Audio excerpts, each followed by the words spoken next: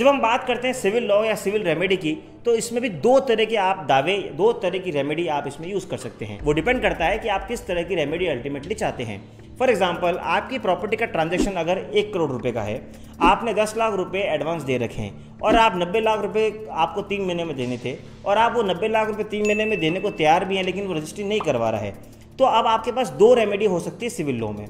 या तो आप 10 लाख रुपए जो आपने एडवांस दिए हैं वो सूद समेत यानी विद इंटरेस्ट आप वापस ले सकते हैं,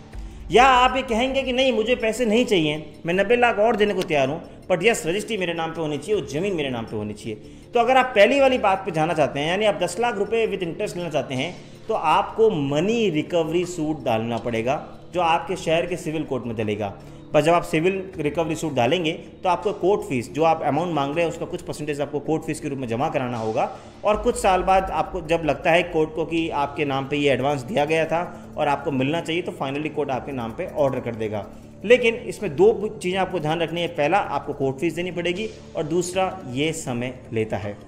अब हम बात करें सिविल लॉ में दूसरी रेमेडी की, जो सबसे ज़्यादा उपयुक्त और सबसे ज़्यादा सही मानी जाती है, वो होती है स्पेसिफिक रिलीफ परफॉर्मेंस की। Section 10 of specific relief act कहता है कि अगर आपने किसी से कोई कॉन्ट्रैक्ट यानी एग्रीमेंट कुछ किया है और वो अगर उसकी कंडीशंस को फॉलो नहीं कर रहा, तो आप कोर्ट से डायरेक्शन लेके उसको ये डायरेक्शन दिलवा सकते हैं कि आपको ये पर्टिकुलर बात माननी होगी। यानी आपको स्पेसिफिक परफॉर्मेंस का दावा डालना है कोर्ट के अंदर कि मैं 90 लाख रुपए देने को तैयार हूँ और ये प्रॉपर्टी मेरे नाम पे की जाए, और कोर्ट अगर आपकी बात से सहमत होगा तो वो उस प्रॉपर्टी बेचने वाले को यानी सेलर को